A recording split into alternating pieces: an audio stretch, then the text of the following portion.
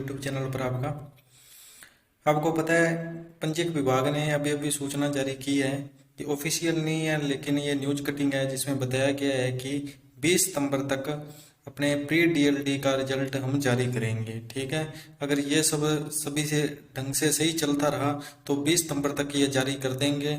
इस प्रकार से ये अपने अभी देखते हैं क्या न्यूज आई है और इसमें क्या आगे प्रोसेस रहने वाला है, क्या क्या आपको डॉक्यूमेंट तैयार कर लेने चाहिए। ठीक है, और कैसे कैसे ये आगे सिस्टम होगा वो आपको सारा इस सेशन में आपको बताऊंगा, इसलिए ध्यान से बने रहें इस वीडियो में।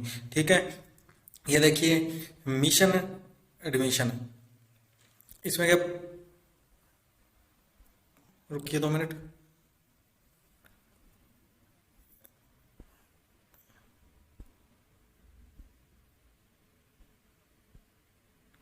हाँ, मिशन एडमिशन प्री परीक्षा की मेरिट में आने वाली 25,000 विद्यार्थियों को मिलेगा प्रवेश। मतलब कॉलेज में सीटें 25,000 है। ठीक है, 25,000 भाई, एक सीट के अंदर 22 जने हैं, एक सीट के ऊपर 22 जनों के बीच में कंपटीशन है।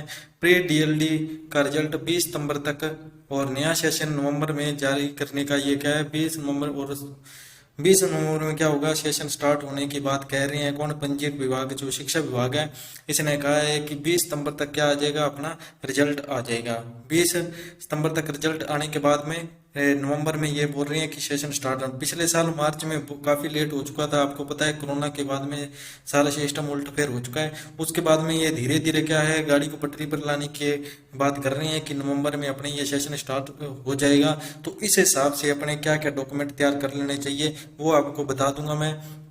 तो आगे पढ़ते हैं पूरी न्यूज की, पूरी न्यूज में क्या बताया गया है। ठीक है, काम की न्यूज तो वैसे इतनी ही है। ठीक है, इसमें क्या कहा है, द्वितीय द्वितीय अध्यापक पाठ्यक्रम डीएलडी ने नया सेशन नवंबर से शुरू होने की संभावना। पिछले महीने 28 अगस्त को हुई प्री डीएलडी परीक्षा 2023 का रिजल्ट शिक्षा विभाग की ओर से 20 सितंबर को जारी करने की तैयारी है। रिजल्ट जारी होने के बाद काउंसलिंग के लिए चयनित अभ्यर्थियों को राज्य में 377 डीएलडी कॉलेजों की 25,000 सीटों पर प्रवेश दिया जाएगा।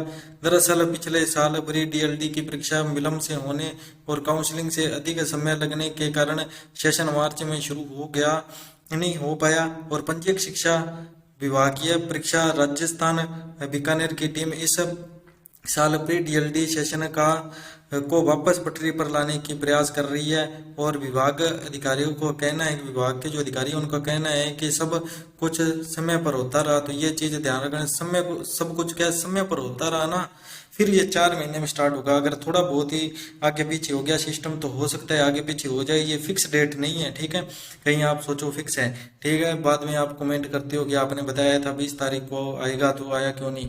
तो ये क्या है, ये हो सकता है यहाँ तक आ जाए। ठीक है, हो सकता है ये आ जाए, ऐसे नहीं, 70 से 80% चांस है कि यहाँ तक आ जाएगा ये रिजल्ट।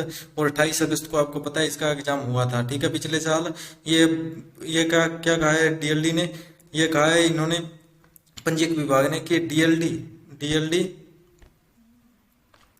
डीएलडी परीक्षा का रिजल्ट 20 सितंबर से जारी करने की संभावना है और डीएलडी पाठ्यक्रम का सेशन समय पर शुरू हो सके इसको लेकर हर संभव तैयारी की जा रही है। ठीक है, रामस्वरूप चांगिड़ इन्होंने ये क्या कहा है, इन्होंने ये स्टेटमेंट दिया है कि हम 20 सितंबर तक क्या है रिजल्ट जारी कर देंगे, 20 सितंबर तक क्या करेंगे, रिजल्ट जारी कर देंगे। ठीक है, इसके बाद में आपको रिजल्ट जारी हो गया, उसके बाद में आपको क्या क्या डॉक्यूमेंट चाहिए, आगे का प्रोसेस क्या होगा, ये अपने इस पर बात करते हैं। कि रिजल्ट कब तक आएगा, ये तो अपने बात हो चुकी है कि रिजल्ट कब तक आएगा, इस पर अपने बात हो चुकी है क्या, कि रिजल्ट तो अपने पता है ये 20 को बोल रहे हैं तो एक बार अपने को 20 मानकर करनी होगी। ठीक है, काउंसलिंग प्रक्रिया ये कब से शुरू होगी। ठीक है, अपने देखो 20 को रिजल्ट आ जाएगा तो 10 से 15 के अंदर अंदर, मतलब आपको पता है सितंबर के बाद में एक जो अक्टूबर है, अक्टूबर का जो पहला सप्ताह है, पहले सप्ताह के अंदर अंदर, पहले अक्टूबर का जो अक्टूबर का पहला सप्ताह अगर अपने मानते हैं कि 20 सितंबर को रिजल्ट आ जाएगा तो अक्टूबर का जो पहला वीक है, ठीक है, जो पहला वीक है उसमें क्या है आपकी काउंसलिंग प्रक्रिया स्टार्ट हो जाएगी। ठीक है, इसमें क्या है, आपको इस प्रक्रिया में क्या होगा, इसमें आपको 3,000 रुपये का ई मित्रा से या अपने मोबाइल से भी भर सकते हो आप। ई मित्रा या ई मित्रा या मोबाइल दोनों से आप भर सकते हो। तो 3,000 रुपये का आपको इसमें क्या है टोकन होगा, 3,000 रुपये काउंसलिंग आपको फीस देनी होगी, ठीक है। उसमें क्या होगा, उसमें कुछ नहीं, आपको एक रिजल्ट है तो उसमें रिजल्ट की जो आपने कॉपी है ये संभाल कर रखनी है, वो उसमें लगानी होगी आपको, ठीक है, वो उसमें लगेगी। और प्रवेश पत्र है वो भी ध्यान रखना है आपको, तो वो आगे भी काम आएगा। उसके बाद में क्या है काउंसलिंग प्रक्रिया होगी, फिर अपने कॉलेज अलॉटमेंट, कॉलेज भी 15 से 20 दिन का इसमें गैप होता है, 15-20 के अंदर अंदर आपको कॉलेज मिल सकते हैं, ठीक है। तो उसके बाद में आपको पता है मतलब अक्टूबर में आपका सारा सिस्टम ये कंप्लीट करने के लिए होंगे, ठीक है। तो तभी तो नवंबर में स्टार्ट होगा। तो अक्टूबर में अपने क्या करेंगे, इसमें सारा आ जाएगा, कॉलेज अलॉटमेंट जितने भी है, काउंसलिंग प्रक्रिया सारी क्या होगी इसमें अक्टूबर में होगी। तो कॉलेज अलॉटमेंट होने के बाद है आपको क्या करना है, उसमें आपको जो फीस है 13,555 फीस होगी, ये आपको क्या है भरनी होगी, 13,555 रुपये। ये भी आपको ई मित्रा से होगी, ई मित्रा या मोबाइल दोनों से भर सकते हैं। इसमें एक ध्यान देने वाली बात है, वो आपको बताऊंगा बाद में, आप कॉलेज में जाकर पछताओगे, ठीक है। इससे पहले बता रहा हूँ आपको कि ये 13,555 और 3,000, ये तीन टोकन है, ये तीन कटेंगे। उसके बाद में क्या होगा, कॉलेज अलॉटमेंट के बाद कौन से डॉक्यूमेंट, तो कॉलेज अलॉटमेंट में आपको क्या, एक तो आपकी ऑनलाइन होगी, देखो ऑनलाइन और ऑफलाइन दोनों प्रकार की काउंसलिंग होती है इसमें बीएसटीसी में। तो आपको क्या ऑनलाइन में कुछ डॉक्यूमेंट अपलोड करने होंगे, ऑनलाइन भी देने होंगे, ऑनलाइन डॉक्यूमेंट भी कुछ जमा कराने होंगे। तो इसलिए पहले ही आपके जो जाति प्रमाण पत्र है, जैसे AWS के OBC के हैं, तो वो आप पहले ही बनवा लेना, ठीक है। तो ऑनलाइन भी होगी, ऑफलाइन भी होगी, ठीक है। ऑनलाइन में क्या है, ऑनलाइन में आपके मेरे ख्याल जाति प्रमाण पत्र, 10वीं 12वीं की मार्कशीट, जाति प्रमाण पत्र और ये आपका कॉलेज अलॉट हुआ है, ये आपको उसमें अपलोड करना होगा, ठीक है। 3-4 डॉक्यूमेंट करने होंगे। उसके बाद में अपने क्या है, ये ध्यान देने वाली बात ये है कि आपने जो 3,000 रुपये की रसीद कटाई है ना, इसका ट्रांजेक्शन नंबर आपको क्या है याद रखना है, ठीक है। ट्रांजेक्शन नंबर आपको याद रखना है, और किससे किया है, ई मित्रा से किया है, पेटीएम से किया है, फोन पे से किया है, ये आपको याद रखना है। और कुछ फोटो में भी तैयार करवा लेना।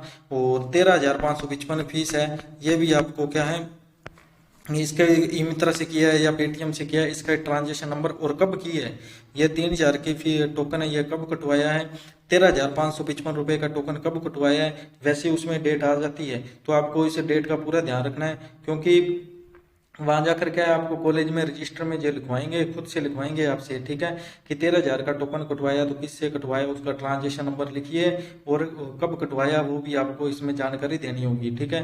बाद में 13,555 रुपये की फीस है, इसका भी आपको टोकन कटवाया तो उसका ट्रांजेक्शन नंबर दीजिए, और ई मित्रा से किया या फोन पे या पेटीएम से किया तो उसकी भी आपको जानकारी इसमें देनी होगी, और कब कटवाया वो भी जानकारी आपको वहाँ रजिस्टर में देनी होगी, वो कुछ नहीं कहेंगे, ठीक है। और आपको ये करना होगा सब। उसके बाद में है कॉलेज में कैसे देंगे एडमिशन, तो कॉलेज में कैसे देंगे आपको क्या है सब संभाल के रखना है। सबसे पहले पंजीयक विभाग का जो आपके पास है आईडी पासपोर्ट, जो मोबाइल नंबर, और आईडी पासपोर्ट है जो मोबाइल नंबर, वो मोबाइल नंबर ऑन होना चाहिए, मोबाइल नंबर ऑन रखना, ठीक है, ये आपके लाइट्स तक काम आएगा। उसके बाद में आईडी पासवर्ड है, जो आईडी तो ये है ही, मोबाइल नंबर होगा, और पासवर्ड है ना आपको ये याद होना चाहिए, पासवर्ड याद रखना। लास्ट में हो सकता है कभी साइट चले ना चले तो समस्या हो सकती है, इससे अच्छा है आप आईडी पासवर्ड कहीं साइड में लिख कर रखें, ठीक है। तो डॉक्यूमेंट क्या क्या होंगे आपके, वो भी आपको बता देता हूँ थोड़ा, ठीक है। इसमें क्या है आपका जो एक तो एडमिट कार्ड है, एडमिट कार्ड ये भी आपको ध्यान रखना है, एडमिट कार्ड। और जो आपके जो अभी रिजल्ट आएगा तो जो रिजल्ट, ठीक है, तो रिजल्ट वाला भी आपको ध्यान रखना है, रिजल्ट भी होना चाहिए आपके पास, ठीक है। उसके बाद में रिजल्ट के बाद में क्या है, आपके 3,000 का टोकन कटवाया है, उसके उसकी रसीद भी आपके पास होनी चाहिए। 13,555 रुपये की जो रसीद है वो भी आपके पास होनी चाहिए, ठीक है। 10वीं 12वीं मार्कशीट, 10वीं 12वीं की मार्कशीट होगी। अगर आपने बीए किया है तो बीए की मार्कशीट, एमए किया है तो एमए की मार्कशीट होगी। अगर गैप है 2-3 साल का तो वो गैप वाला भी आपके पास जब ऑफलाइन अपने करवाने जाते हैं काउंसलिंग, तो उसमें आपके पास ऑफलाइन भी होना चाहिए, ठीक है। उसके बाद में क्या है, 10वीं बात में आधार कार्ड होगी और आपके 4-5 फोटो होनी चाहिए पास में। वैसे तो 1 या 2 रखेंगे वो, तो 4-5 आपके पास क्या होनी चाहिए, फोटो होनी चाहिए, ठीक है। और क्या है, आपने जो फॉर्म लगाया है वो फॉर्म भी आपके पास होना चाहिए, ठीक है, उसकी कॉपी भी। और इनको सबको एक फाइल में लगाकर वहाँ पर क्या है, ऑफलाइन आपको कॉलेज में वहाँ आपको जमा कराना होगा, ठीक है। और ये आपको सबसे जरूरी बात है, ID पासवर्ड ध्यान रखना, ID पासवर्ड के बिना कुछ नहीं होगा बाद में, ठीक है। तो इधर से साइट बिजी हो जाती है, इधर से आप रीसेट करने में लगे रहते हो तो वो होता नहीं है जल्दी, तो आप क्या है फिर लेट हो जाती है, ऐसे फालतू की टेंशन रहती है। इससे अच्छा है आप पहले ही साइड में लिख लो ID पासवर्ड, और ये काम आएंगे आपके, ठीक है। जो जो डॉक्यूमेंट बताए हैं ये आपको तैयार रख लेना, जाति प्रमाण पत्र, मूल निवास पत्र ये भी होना चाहिए, ठीक है। ये मूल निवास वाला भी होना चाहिए, जाति वाला भी होना चाहिए, ये सब आपके पास होनी चाहिए। क्यों, डॉक्यूमेंट लगभग जितने हैं वो सभी लगेंगे इसमें, जिसके पास गैप है तो वो गैप वाला भी होना चाहिए, ठीक है। और ठीक है दोस्तों, धन्यवाद। अगर आपको मेरी जानकारी से कोई संतुष्टि हुई है तो आप क्या है, लाइक करें और सब्सक्राइब करें मेरे चैनल को, ठीक है। धन्यवाद दोस्तों।